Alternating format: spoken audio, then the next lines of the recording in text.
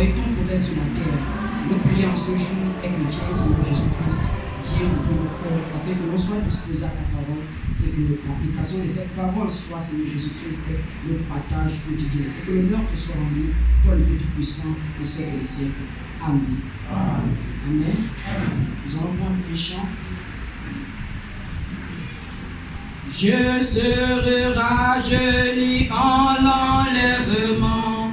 Je serai rajeuni dans le millénium. Je serai rajeuni dans l'éternité. Oh, je ne vieillirai jamais. Alléluia. Oh, je ne vieillirai jamais. Alléluia. Oh oui, allez, alléluia. Alléluia. Chantons, allez, alléluia. Alléluia. Amen. Oh, je ne vieillirai jamais. Alléluia. Oh, je ne vieillirai jamais. Je serai rajeuni à l'enlèvement. Je serai rajeuni à l'enlèvement. Je serai rajeuni dans le millénium. Je serai rajeuni dans l'éternité. Oh, je ne vieillirai jamais. Alléluia. Oh, je ne vieillirai jamais. Alléluia. Chantons, allez, alléluia. Alléluia. Amen. Alléluia. Alléluia. Amen. Oh, je ne vieillirai jamais. Alléluia. Oh, je ne vieillirai. Nous attendons la trompette du ciel. Nous attendons la trompette du ciel. Réjouissons-nous et donnons-lui la gloire. Car les festins de l'agneau sont approchés. Oh, je ne vieillirai jamais. Alléluia. Oh, je ne vieillirai jamais. Chantons, allez, alléluia. Alléluia. Ma sœur, allez, alléluia. Alléluia. Amen. Oh, je ne vieillirai jamais. Alléluia. Oh, je ne vieillirai jamais. Chantons, allez, alléluia. Alléluia. Allez, allez, alléluia. Alléluia. Amen. Oh, je ne vieillirai jamais. Alléluia. Oh, je ne vieillirai. Il n'y aura pas la lumière du soleil.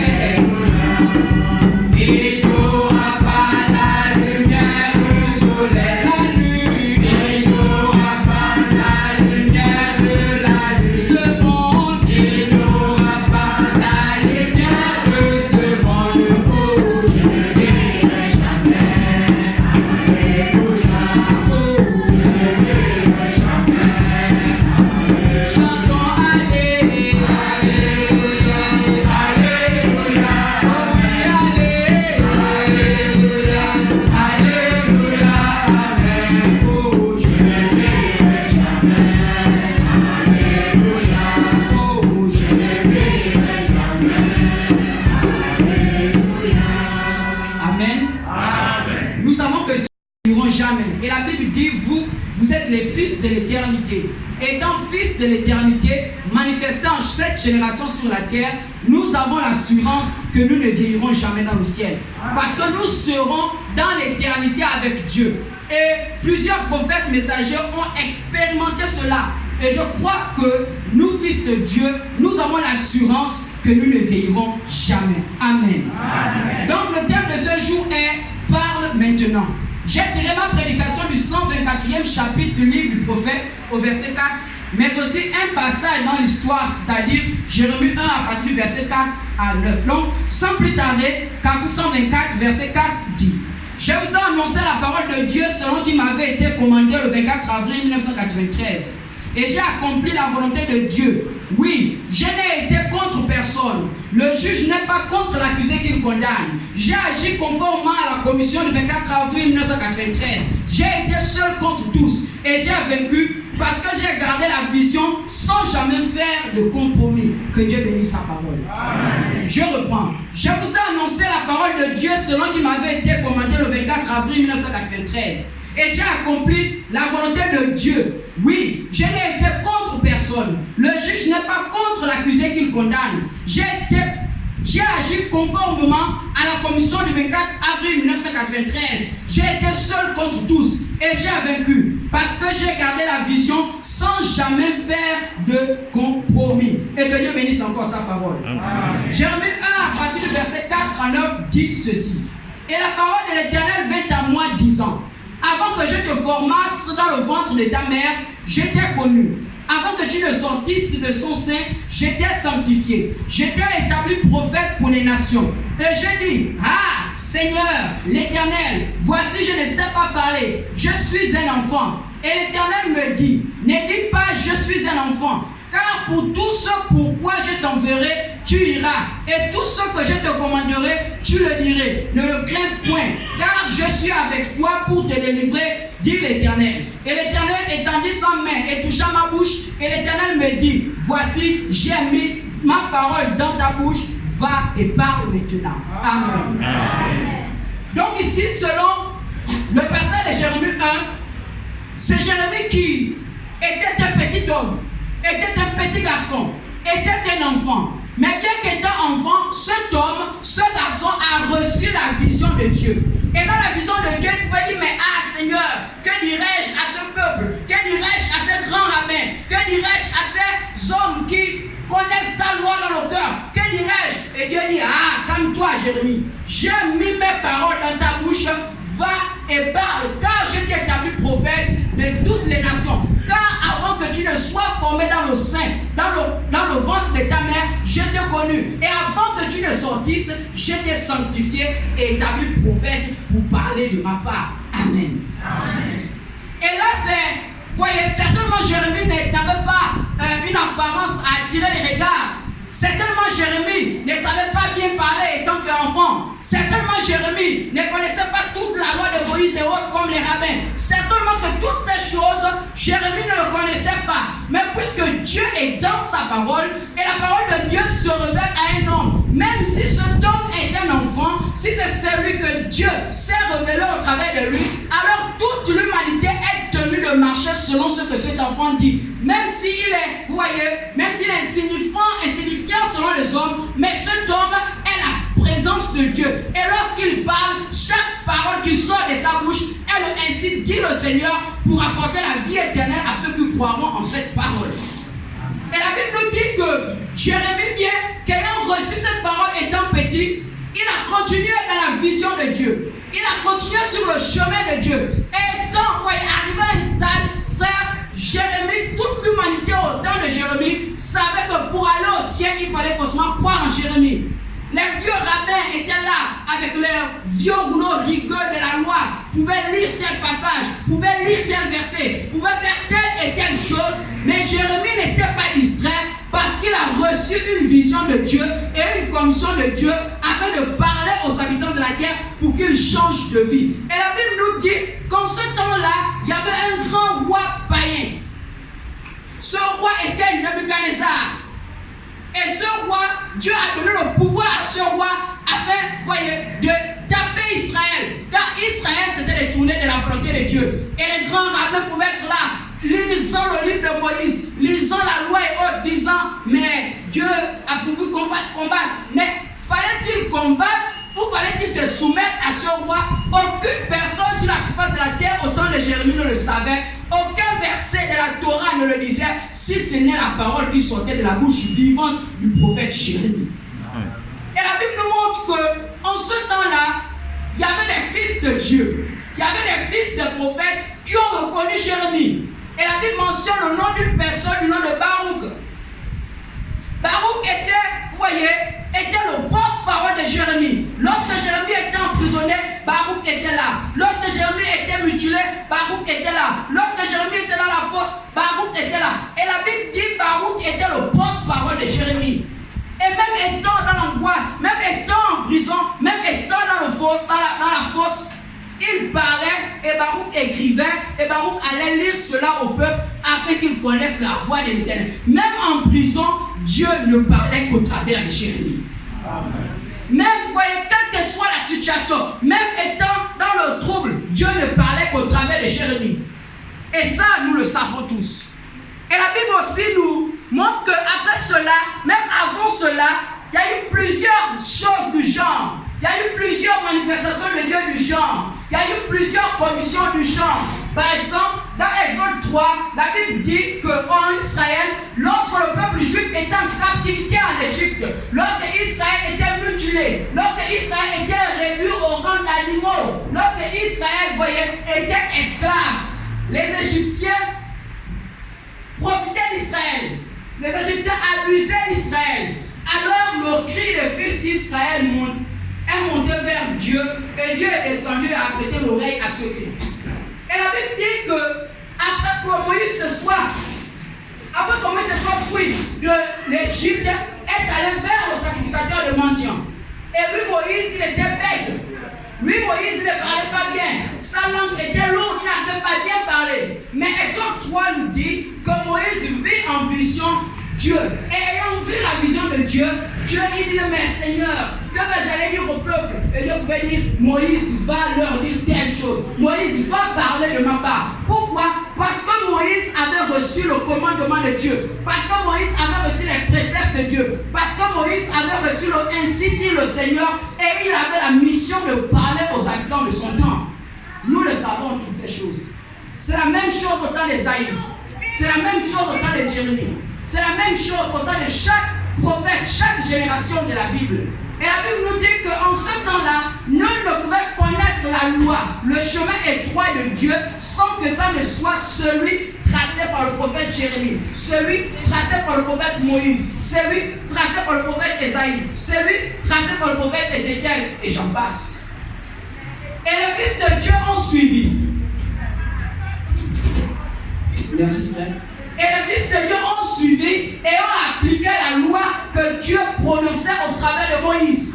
Et par exemple, lorsque Dieu parlait par Moïse, aucune personne ne pouvait être sacrificateur. Aucune personne ne pouvait être dans l'alliance de Dieu. Aucune personne ne pouvait connaître Dieu si ce n'est celui qui mettait en pratique la loi, la parole que Moïse faisait sortir de sa bouche. Aujourd'hui, voyez frère, il y a un petit démon qui dit Jésus-Christ a fait de nous un royaume de sacrificateurs. On n'a plus besoin de prophètes. On prêche, nous sommes consacrés. Ça, frère, c'est la pure. Voyez, ce sont les vomissures de Satan. Et quiconque dit cela a déjà reçu la marque de la bête et n'attend plus que la mort pour se retrouver en enfer, car son âme déjà même soupire en enfer. Parce que Dieu n'établit une alliance qu'avec un prophète vivant. Au temps de Moïse, l'alliance de Dieu était établie avec Moïse, le prophète de Dieu. Au temps de... Lisons cela. Exode 19. Vous allez voir ce que Dieu dit. Exode 19 à partir du verset 5. Et maintenant, si vous écoutez attentivement ma voix, et si vous gardez mon alliance, vous m'appartiendrez en propre dans tous les peuples, car toute la terre est à moi. Et vous me serez un royaume de sacrificateurs et une nation sainte. Ce sont là les paroles que tu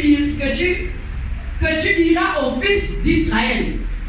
Dieu dit à Moïse que si Israël garde les commandements que je t'ai dit, Israël me sera un royaume de sacrificateurs.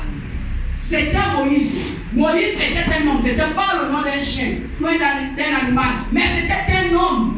Certainement un homme qui n'attirait pas le regard, mais c'était par lui que le royaume des sacrificateurs de Dieu en son temps pouvait se former. Et c'est la même chose de tout temps. Et chaque prophète en son temps est la manifestation, est la portion de Dieu pour le salut des fils de Dieu de son temps. J'ai passé plus de temps dans le passé pour montrer cela. Mais maintenant, nous aussi, puisque la Bible dit Jésus-Christ est le même hier. Et hier, la Bible dit qu'il a parlé par Moïse, par Jérémie, par Ésaïe, par Daniel, par Habakkuk, par Amos, par Osée, Sophonie et j'en passe. Chacun en son temps. Jésus-Christ est le même hier avec ceux-là, aujourd'hui. Et donc aujourd'hui aussi, il doit parler au travers d'un homme en ce temps-là. Aujourd'hui aussi, si Jésus-Christ est le même, alors il doit parler par un homme comme Moïse. Il doit parler par un homme comme Esaïe. Il doit parler par un homme comme Daniel, comme Abakou, comme Jérémie, comme les prophètes avec lesquels il a parlé hier. Amen. Amen.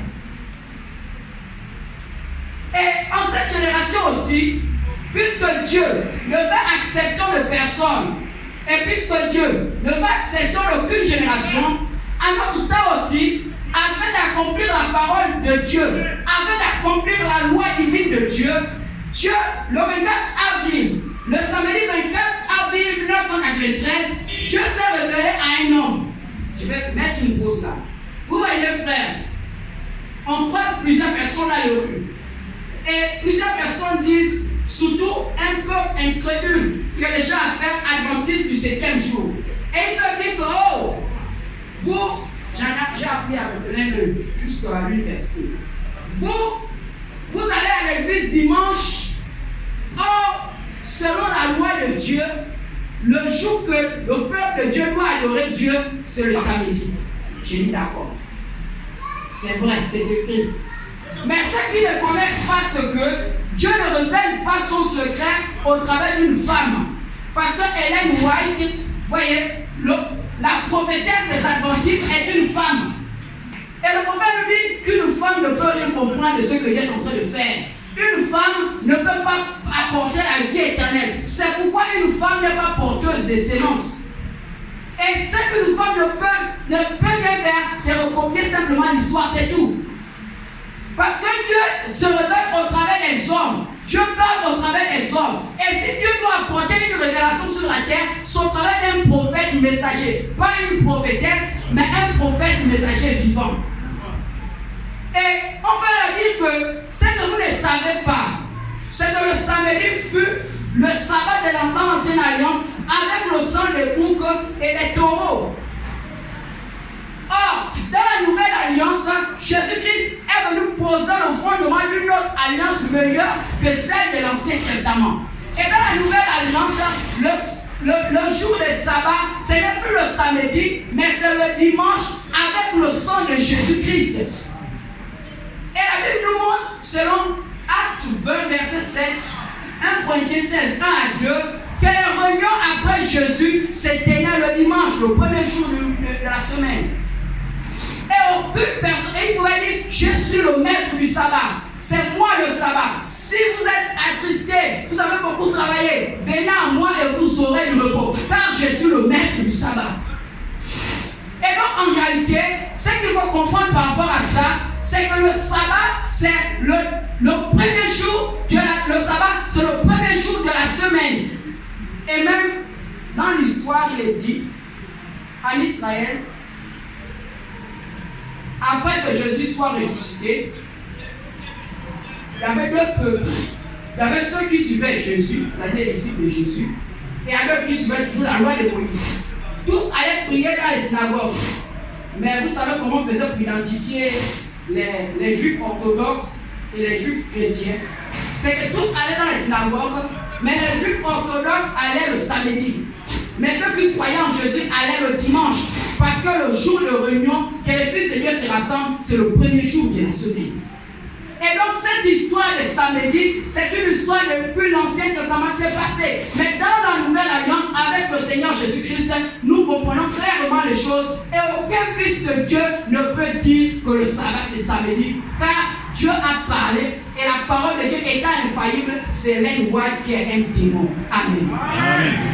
Donc, le samedi 24 avril 1993, le Seigneur Jésus-Christ, de la même manière qui s'était révélé à Jérémie, selon Jérémie 1, de la même manière qui s'était révélé à Moïse, selon Exode 3, de la même manière qui s'était révélé à Esaïe, je crois Esaïe 6, de la même manière qui s'était révélé à Paul sur le chemin de Damas, Acte 9.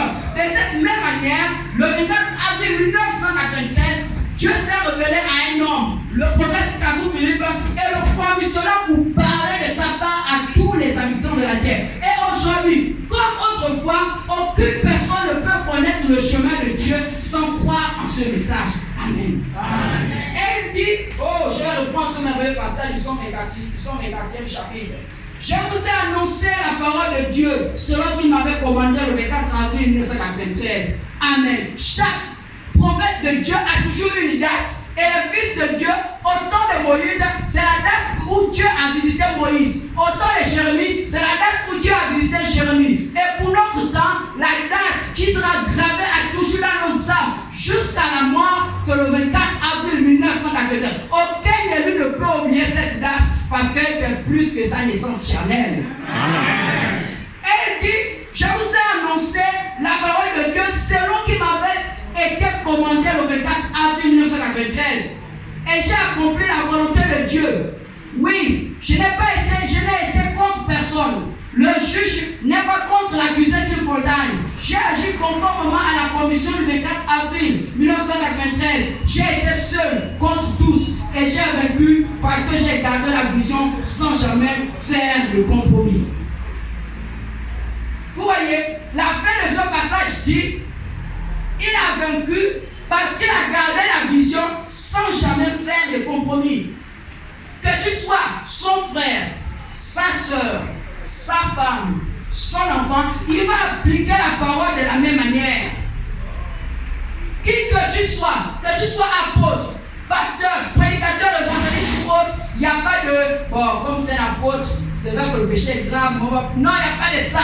Qui que tu sois, la parole prêchée par le prophète Abou Philippe est appliquée de la même manière parce que cette parole, parce que le Dieu du prophète Abou Philippe et le prophète Abou Philippe ne fait pas de compromis dans son message.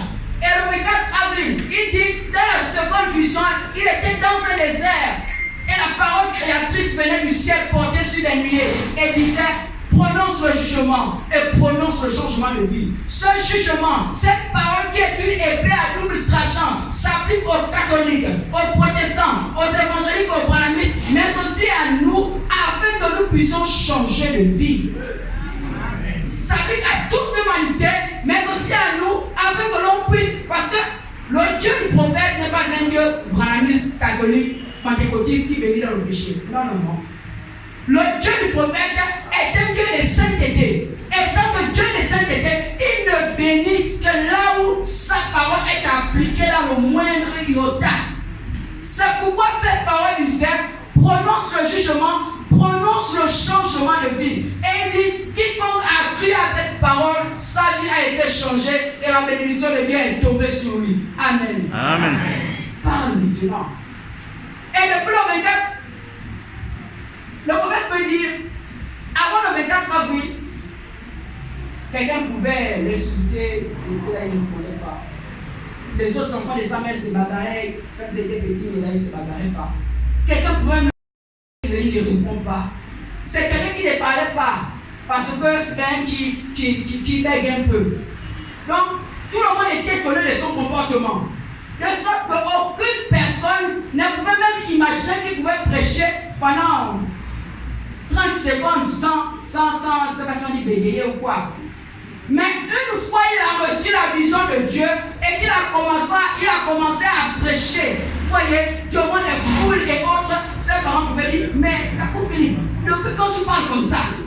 C'est parce qu'il n'était plus la même personne. Et le prophète nous dit que ses yeux se sont ouverts et de ses oreilles, il a écouté la propre voix de Dieu. C'est pourquoi ce message, de la même manière qu'il a transformé tout dans la vie du prophète, transforme les fils de Dieu et nous transforme, et par cela nous recevons la bénédiction de Dieu. Et nous ne devons pas avoir peur de dire à l'humanité que la Bible top, Louis II, Scofield, King James, français courant, c'est Satan imprimé. Et quiconque lit cette Bible fait simplement la volonté parfaite du diable. Amen. Nous ne devons pas avoir peur de dire à l'humanité, que ce soit un prêtre catholique, que ce soit un rabbin, que ce soit le pape, ou tous ces prophètes qui sillonnent, ou ces imams, toutes ces personnes sont dans, voyez, le même embouteillage de Satan pour se retrouver en enfer. Amen. Quel que soit leur rang qu'ils occupent, frère, le prophète a reçu la commission de parler aux habitants de la terre. Et le prophète nous a donné ce voyez, il a dit allez-y parler, parce que Dieu les a déjà livrés entre vos mains.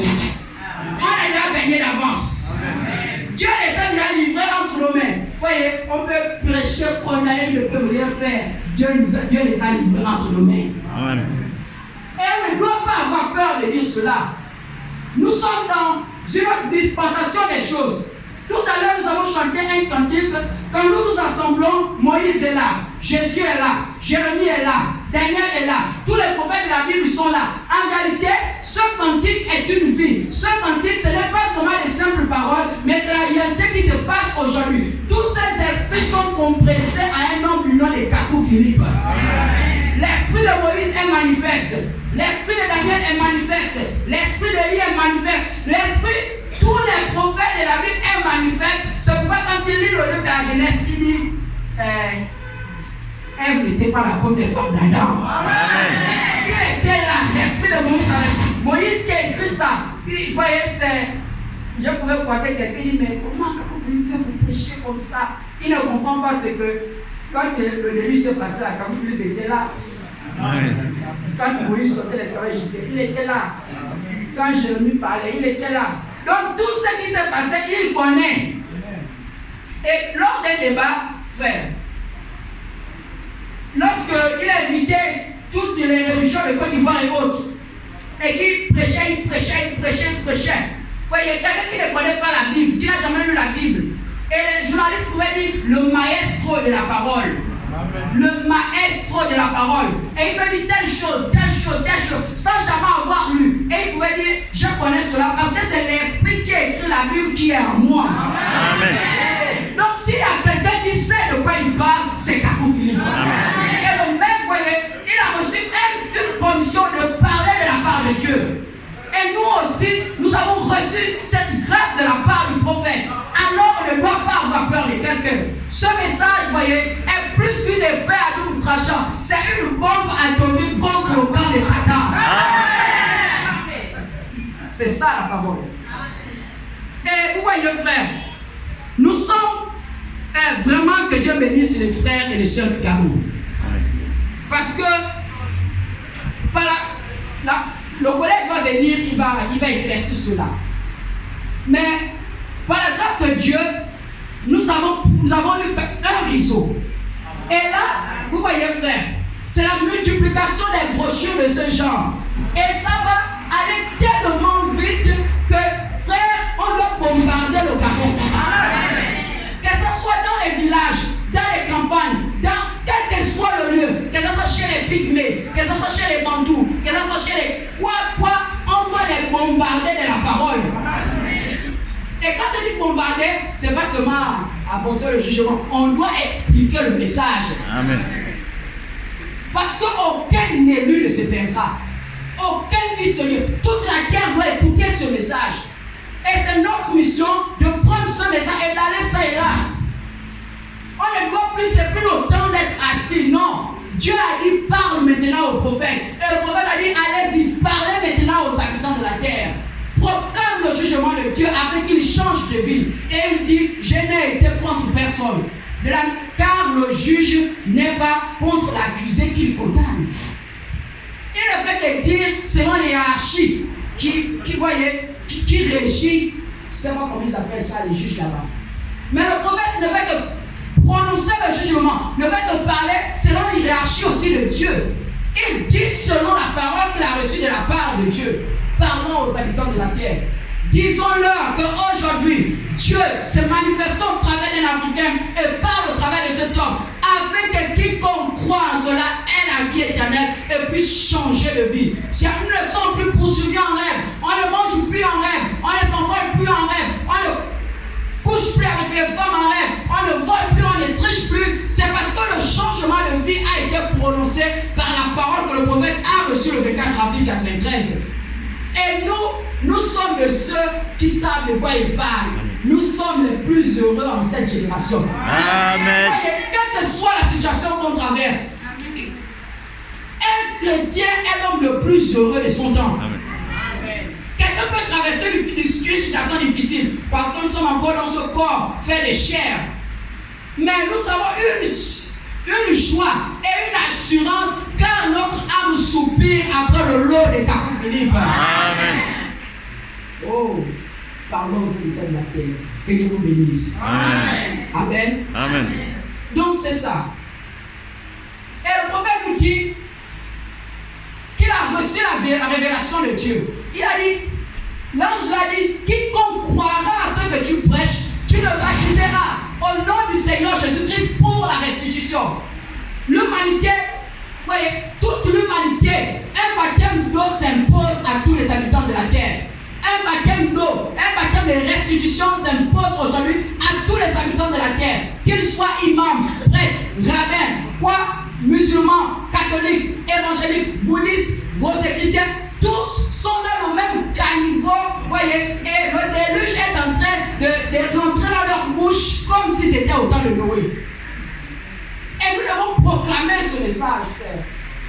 Que Dieu bénisse tous ceux qui agissent dans ce sens. Amen. Et nous croyons que la bénédiction de Dieu forcément nous atteindra. Lorsqu'un chrétien, lorsqu'il parle de bénédiction, ce n'est pas forcément avoir des grosses voitures, avoir des grandes maisons, non. Mais c'est le salut de son âme d'abord. Ce que les grands de ce monde n'ont pas, les présidents n'ont pas, les ministres, ils ont l'argent, mais ils n'ont pas quelque chose. Vous voyez, quand ils meurent, même ils pleurent parce qu'ils savent que là, ils vont en enfer.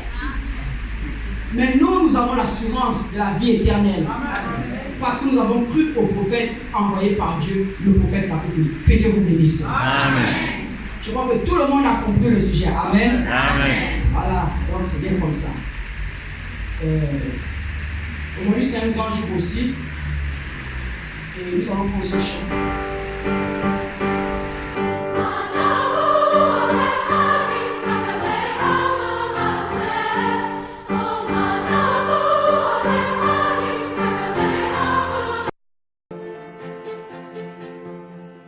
Retrouvez tout sur le mystérieux prophète Kakou Philippe. À travers cette application, recevez le livre du prophète Kakou Philippe, en format texte et audio.